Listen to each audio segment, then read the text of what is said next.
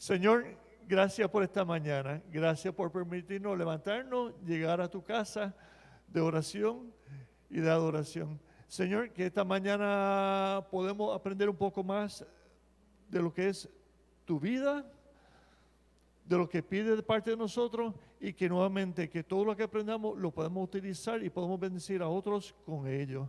Todo esto te lo pido en el dulce nombre de tu Hijo. Amén. ¿Estamos listos? Vamos a arrancar ahí. Ok. Así que es la primera vez que voy a dar la clase de Isaías. Y la visita de Isaías no es tanto como revelaciones, pero it's not easy. Así que este es el libro número 23 de los 39 libros del Viejo Testamento, ¿verdad? A mí me gusta, ¿verdad?, ubicar a todo el mundo donde estamos. El autor, obviamente el profeta Isaías, el periodo de tiempo de eventos es de 700 antes de Cristo hasta 25 después de Cristo. Uno dice, ¿cómo eso es posible? Pero eso lo vamos a ver ahora. Y entonces el periodo en lo que se escribió fue 700 a 680 antes de Cristo. Así que obviamente aquí hay un libro de profecías, ¿verdad? Porque si pudo ver hacia adelante de esa manera, hay un poco de profecía en este libro. Digo un poquito, pero hay mucho más que un poquito. Así que dice, profecías es uno de los más influyentes profetas de la Biblia hebrea, del Viejo Testamento, ¿verdad? Y nuevamente le estamos tocando un poco de historia antes de entrar a la clase de hoy. Durante su carrera, Isaías aconsejaba a varios reyes de Judá, ayudándolos en cómo evitar ser destruidos por el poderoso imperio asirio. Y eso más o menos alrededor de los 700 años antes de Cristo. Aparte de su influencia política, él fue un gran poeta. Son muchas de sus profecías inspiracionales para una eventual paz y justicia en la tierra. Así que nuevamente, habiendo dicho que es poeta y tenía profecías, ya sabrán porque este capítulo no es muy fácil ahí. Es como el Don Quijote, ¿verdad? Varias de estas profecías luego fueron entendidas por los cristianos como predicciones de Jesús, como verán más adelante, el cual incluye su nacimiento, Isaías 7, la venida del príncipe de paz, Isaías 9, y su sufrimiento por los pecados de su gente, Isaías 53. Así que en ese momento, ¿verdad? Posiblemente no era tan claro como lo es ahora, porque nuevamente él estaba prediciendo algo que iba a suceder a más de 700 años de ese momento. También podemos encontrar más sobre Isaías en 2 Reyes 19:20, Segunda de Crónicas 26 y 32, y en el libro que obviamente lleva su nombre. Entonces yo escribo un poco de la relevancia, ¿verdad? El libro de Isaías nos provee con la más comprensiva ilustración profética de Jesucristo en todo el Viejo Testamento. Así que si ustedes quieren saber si verdaderamente qué es lo que había antes, hablando del Nuevo Testamento, este caballero lo sabía. Esto incluye todas las etapas relevantes de su vida. El anunciamiento de su venida, su nacimiento de una virgen, su proclamación de las buenas nuevas, su muerte sacrificial y el retorno para clamar por los suyos, ¿verdad? Que no solamente de ese momento, somos todos nosotros. Este libro sirve como un testimonio de esperanza de parte de Dios y que salva a su gente de ellos mismos, ¿verdad? Porque Él no hace que nosotros nos portemos mal, somos nosotros los que lo hacemos ahí de gratis. Entonces, en otro detalle relevante también puse, Isaías está inundado de profecías a la vida de Jesús y ha sido utilizado como fuente de evidencia de lo que habría por venir. Aquí están algunas de las profecías que encontramos en el libro de Isaías. Y nuevamente, ¿verdad? Esto es lo que tocamos en el slide anterior.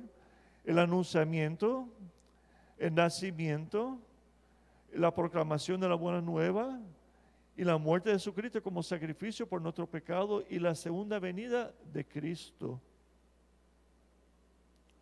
En los versos notables, tenemos Isaías 9:6, y verdad, en este caso cogí la Reina Valera, 1960, porque un niño no es nacido, hijo no es dado, y el principado sobre el hombro, y se llamará su nombre admirable, consejero, Dios fuerte, Padre eterno, príncipe de paz.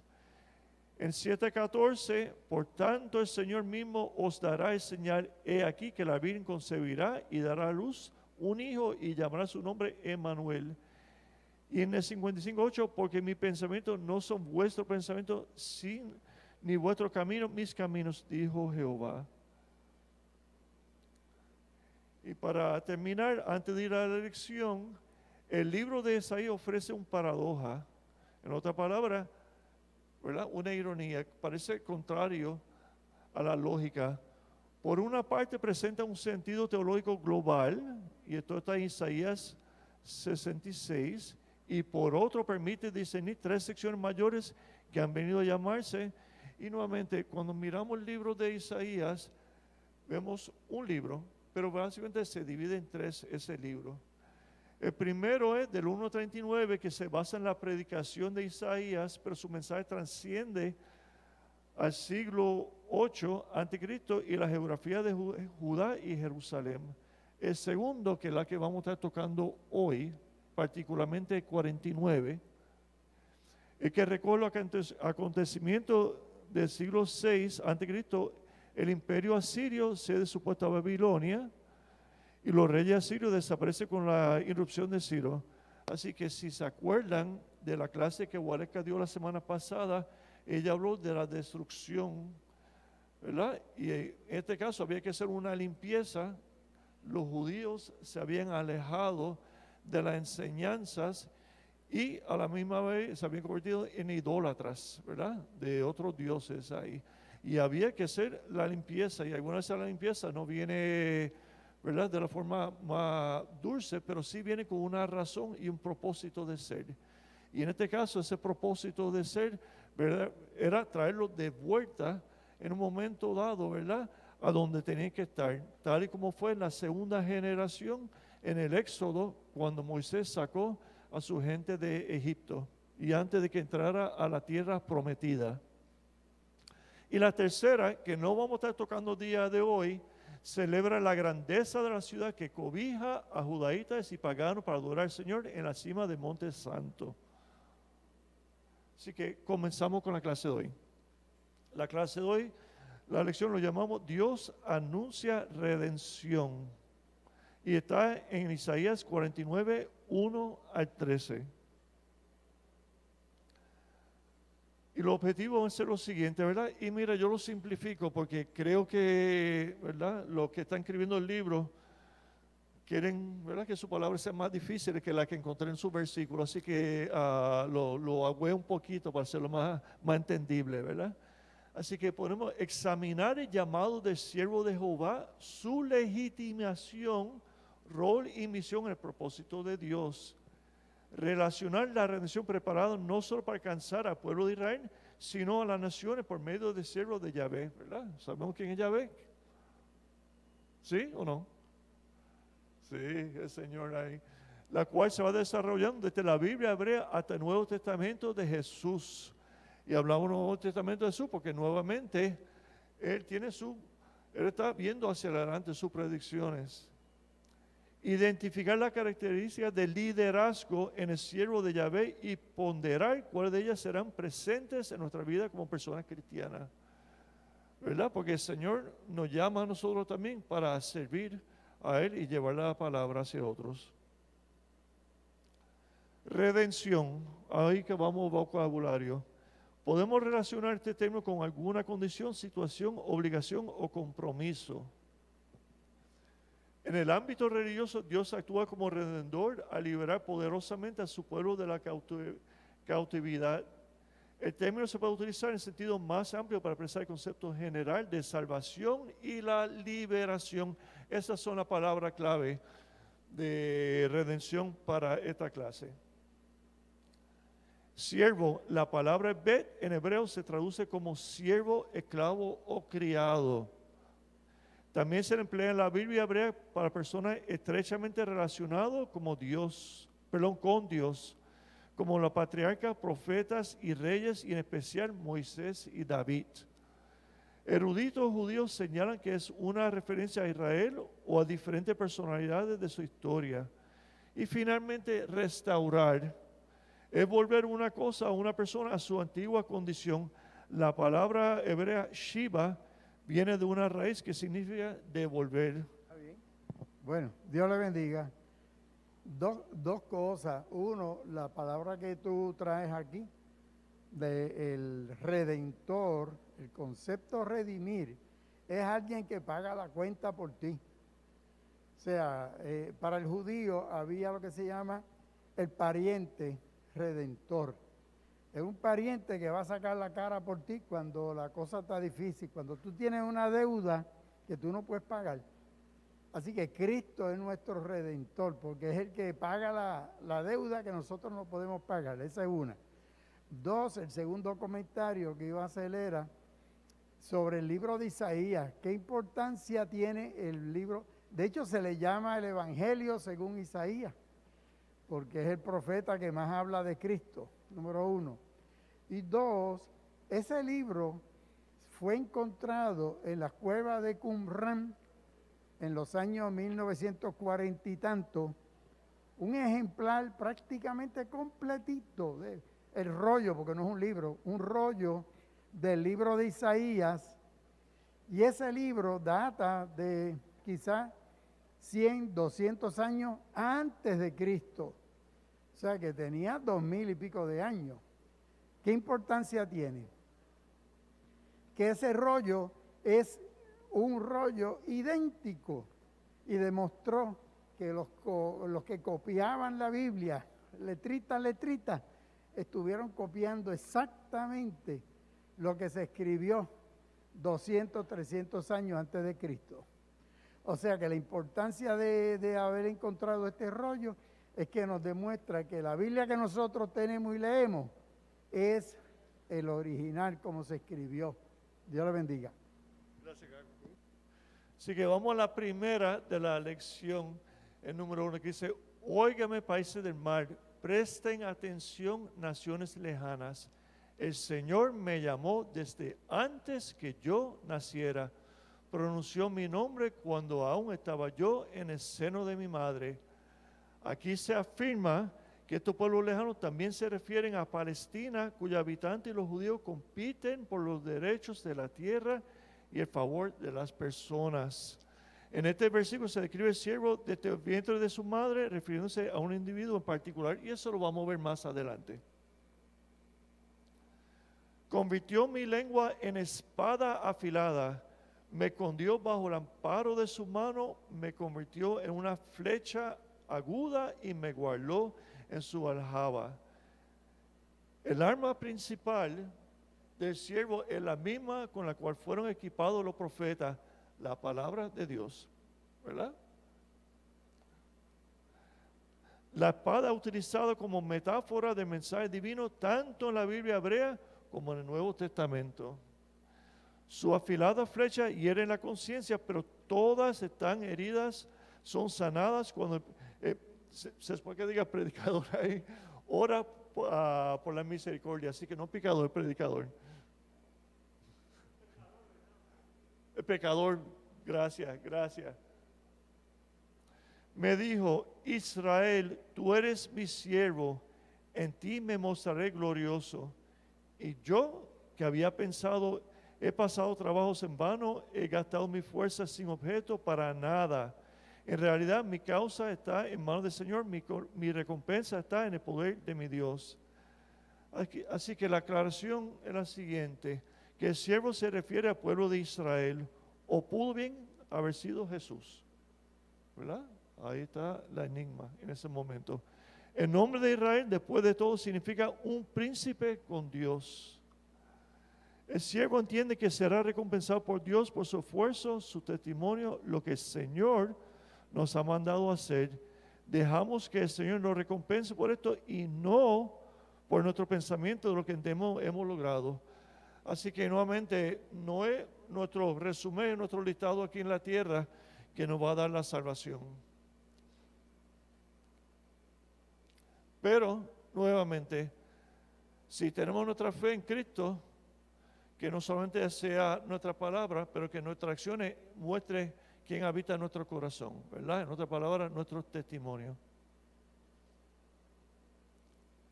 He recibido honor delante del Señor mi Dios, pues Él ha sabido mi fuerza. El Señor que me formó desde el seno de mi madre para que fuera su siervo, para hacer que Israel, el pueblo de Jacob, se vuelva y se una a Él. En esta profecía escuchamos el nacimiento milagroso de esfuerzos. Ese esfuerzo no va ahí, de Jesús, ¿verdad? Naciendo María porque Dios le dio un hijo. Y ese hijo, Jesús, es el Hijo de Dios. Se encomienda en hacer que Israel vuelva a Dios. Y para Jesús es un honor el llamado para ayudar a la persona a venir a Dios. ¿No debería ser entonces un gran honor para todos nosotros?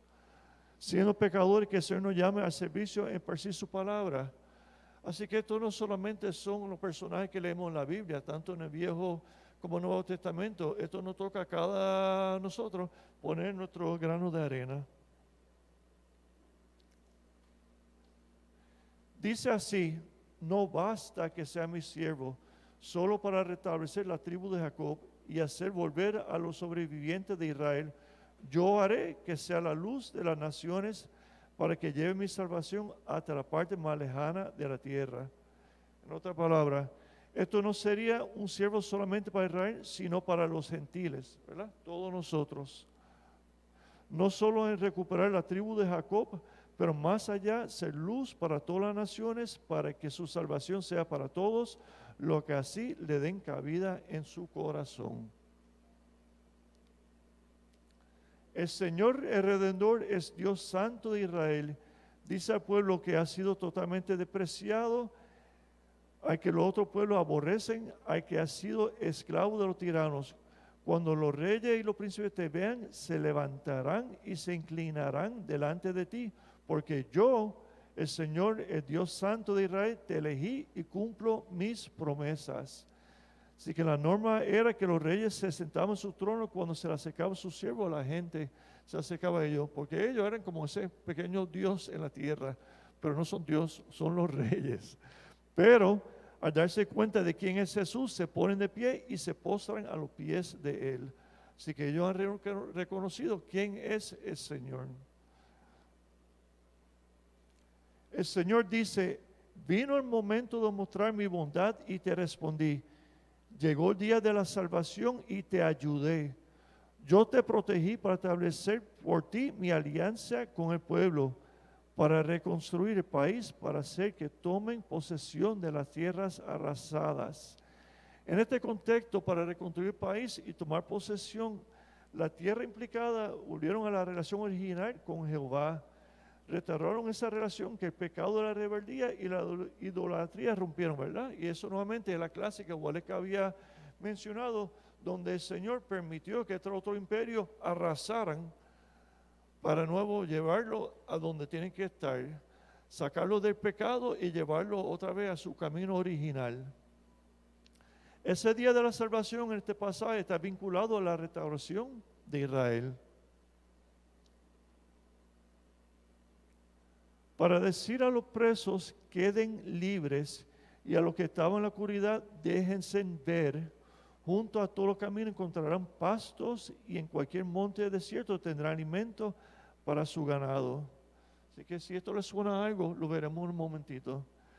Dios le habló a los judíos que se encontraban cautivos en Babilonia, pero que volverían a su tierra, Jerusalén. Él sería como un momento lo fue Moisés en el éxodo de Egipto, como les mencioné en la introducción antes de la clase. La conducirá a través del desierto siendo pastor de ellos y proveerá pasto de tal manera que pueden llegar en buena forma. No tendrán hambre ni sed, ni los molestará el calor, el sol ni el calor, porque yo los amo y los guío y los llevaré a manantiales de agua. Abriré un camino a través de las montañas y hará que se allanen los senderos. Y nuevamente, ¿quién no recuerda de esto? El Salmo 23.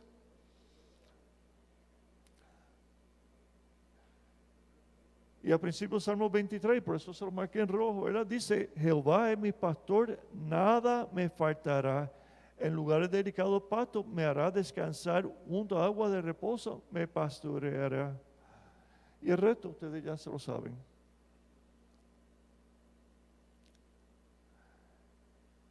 Entonces dice, miren, viene de muy lejos, uno del norte, otro del occidente, otro de la región de Asuán.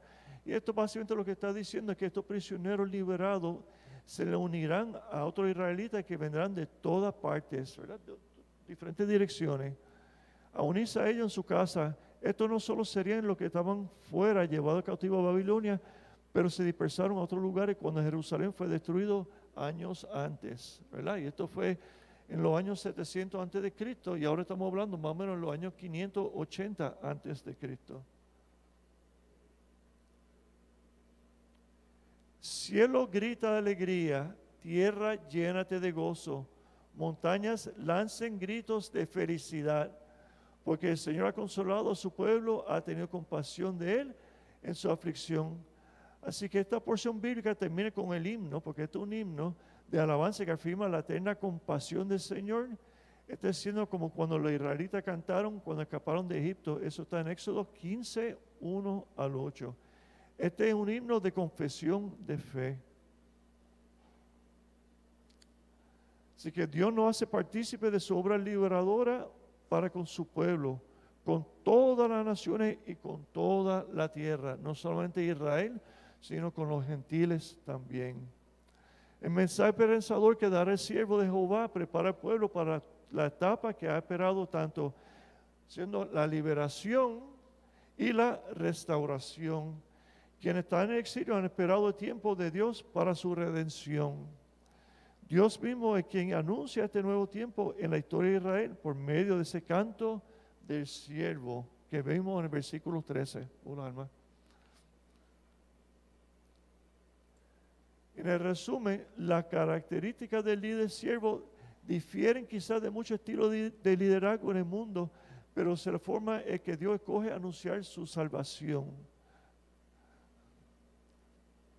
La fragilidad y humanidad del siervo de Jehová nos recuerda a aquel de quien dependemos y nos sostiene, guía y ayuda a la misión. Es el Señor mismo quien nos ha encomendado.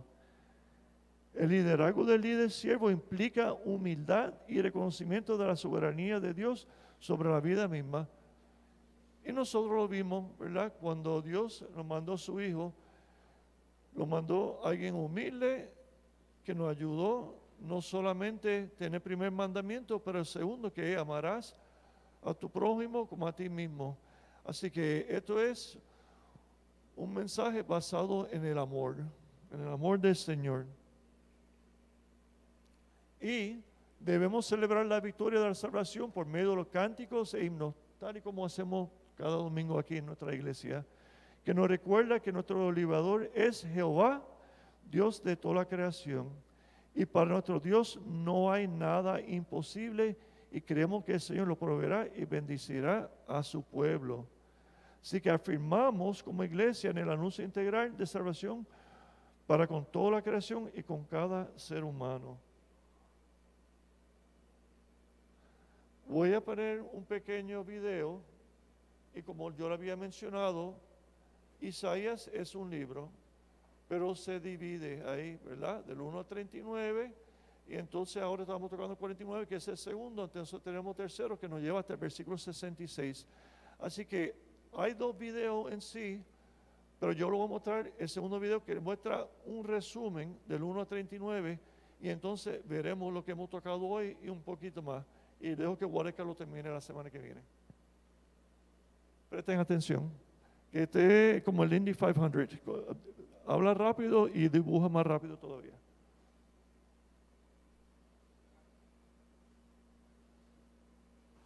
El libro del profeta Isaías. En el primer video exploramos los capítulos 1 al 39, que fue el mensaje de juicio y esperanza de Isaías para Jerusalén. Él acusó a los líderes de Israel de rebelión contra Dios y dijo que a través de Asiria y luego de Babilonia, el reino de Israel sería derribado en una acción del juicio de Dios. Así que el capítulo 39 concluyó con Isaías prediciendo la caída de Jerusalén y el exilio en Babilonia. Y 100 años después de Isaías, tristemente, todo esto vino a suceder. Pero la esperanza más grande de Isaías era una nueva y purificada Jerusalén, donde el reino de Dios sería restaurado a través del rey mesiánico venidero y todas las naciones serían unidas en paz. Así que los capítulos del 40 en adelante exploran esta gran esperanza. La primera sección principal de los capítulos 40 al 48 abren con un anuncio de esperanza y consuelo para Israel. Se le dice al pueblo que el exilio en Babilonia ha terminado y que el pecado de Israel ha sido tratado. Una nueva era está comenzando. Así que todos deben regresar a casa en Jerusalén, donde Dios mismo traerá su reino y todas las naciones verán su gloria. Ahora, detengámonos un momento porque este anuncio inicial hace que surja una gran pregunta. ¿Quién está diciendo todo esto? ¿La voz de quién estamos escuchando en estas palabras de esperanza? La perspectiva del profeta en estos capítulos es la de alguien que está viviendo después del exilio. En otras palabras, en el tiempo descrito por Esdras Nehemías. Pero Isaías murió 150 años antes que todo eso. Así que, ¿qué se supone que entendamos con todo esto? Bueno, hay muchos que piensan que todavía es Isaías hablando en su propia época, pero que ha sido transportado proféticamente, por así decirlo, 200 años hacia el futuro y que le está hablando a las generaciones futuras como si el exilio hubiera pasado. Sin embargo, el mismo libro de Isaías nos da algunas pistas de que probablemente algo más está sucediendo.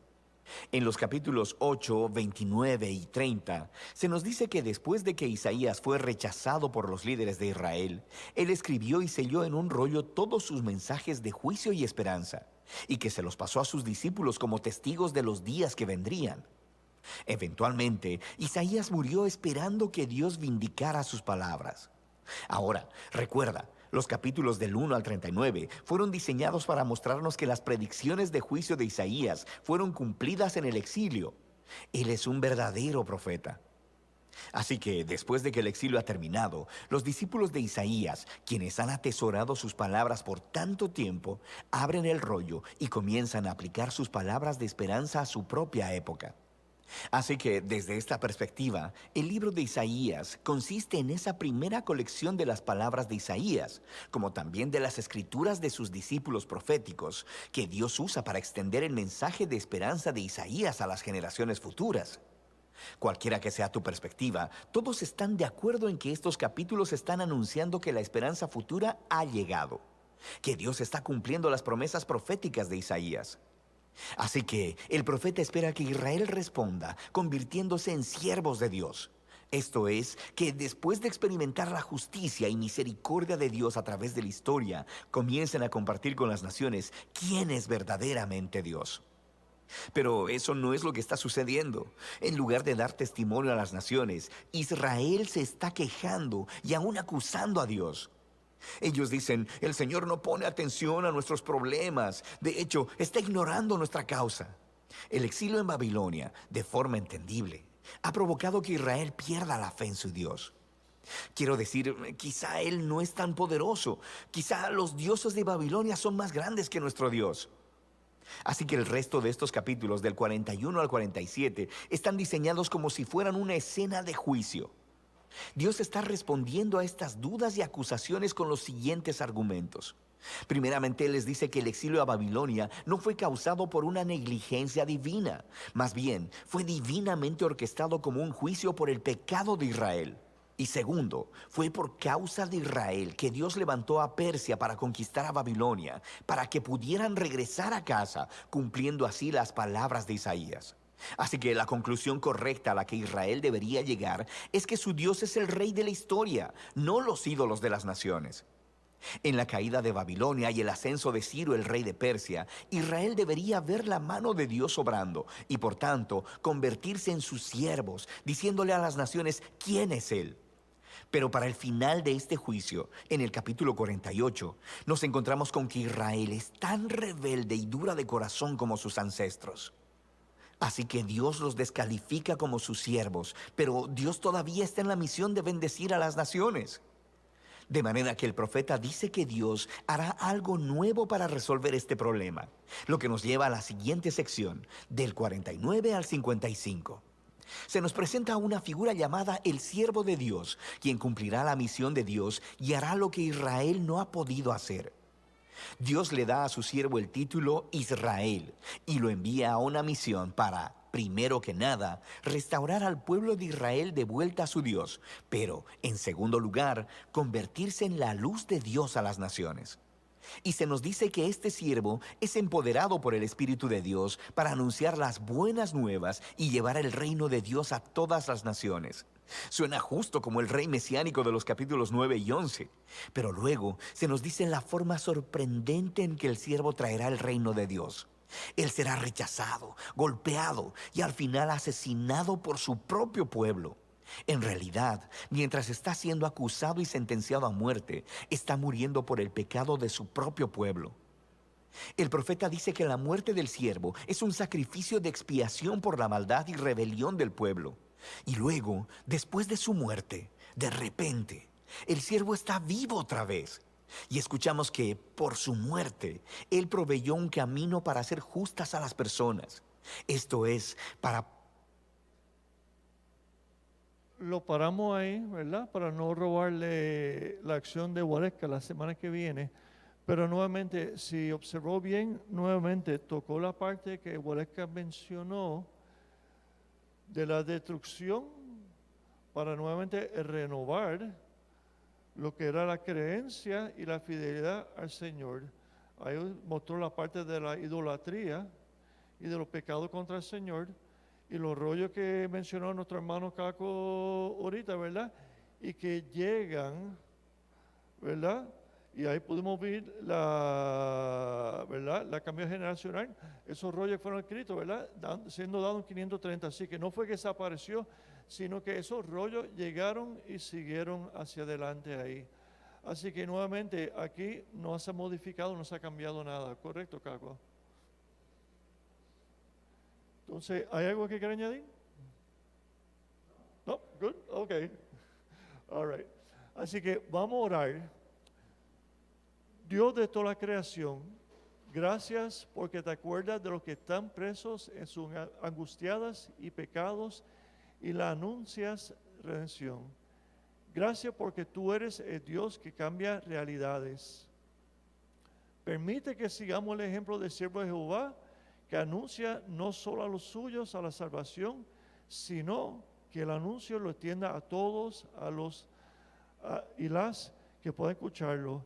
Ayúdanos a ser esos siervos que en humildad y regocijo lleven el anuncio de las buenas noticias de redención hasta lo último de la tierra. Amén. Que Dios le bendiga a todos.